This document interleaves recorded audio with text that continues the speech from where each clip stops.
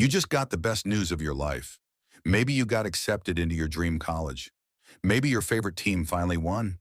Maybe someone you love came back home after years. And then you cry. Not because you're sad, but because you're overwhelmingly happy. What is wrong with you? Actually, nothing. In fact, it means your brain is working exactly as it should. Let me explain. Welcome back. Today we're diving into one of the most confusing things the human body does, crying tears of joy. It sounds like a paradox.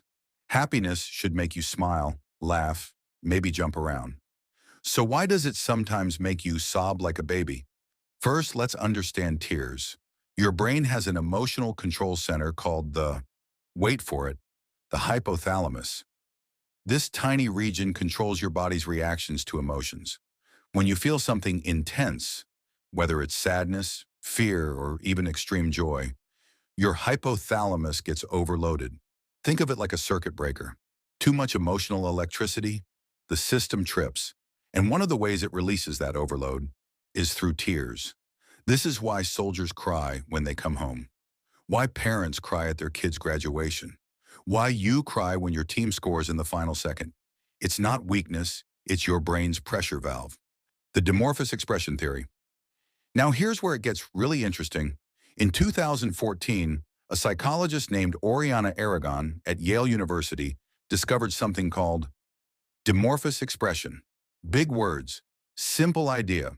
It means sometimes we express one emotion using the signals of the opposite emotion. So when joy becomes too intense, your brain literally borrows the crying response to balance itself out. Why? Because your brain is trying to regulate itself. Extreme happiness, if left unchecked, could make you hyperventilate, lose focus, even pass out. So your brain says, okay, too much happiness coming in. Activate the crying response. Bring it back to normal. Crying when happy is literally your brain protecting you from being too happy. Wild, right? Why some people cry more than others. Now you might be thinking, I've never cried from happiness. What's wrong with me? Nothing. Research shows that highly empathetic people cry from joy more often. The more deeply you feel things, the more likely your brain's circuit breaker trips. Also, people who suppress emotions in daily life tend to cry more during big joyful moments, because all that stored emotional energy suddenly finds an exit. And interestingly, women are not biologically more emotional than men. Studies show men and women feel emotions at the same intensity. The difference? Society trains men to suppress tears from childhood. So when men do cry from happiness, it's actually a sign they've been holding back a lot. The evolutionary angle. But why did evolution give us this response? Here's a theory. Early humans lived in groups. Survival depended on communication. Tears, both sad and happy, were a signal to your tribe.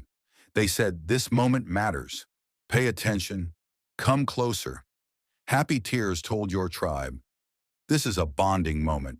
Strengthen this connection. So crying at weddings, reunions, victories. It wasn't just personal. It was a social glue that kept human groups connected. Your happy tears are literally a 200,000-year-old bonding mechanism. So next time someone laughs at you for crying at a movie or sobbing when your team wins, just tell them, my hypothalamus is regulating my dimorphous emotional expression through evolutionary bonding signals. Or just say, I'm built different. If you found this interesting, subscribe, because every week we explore the weird, fascinating science behind why humans do what they do. See you next time.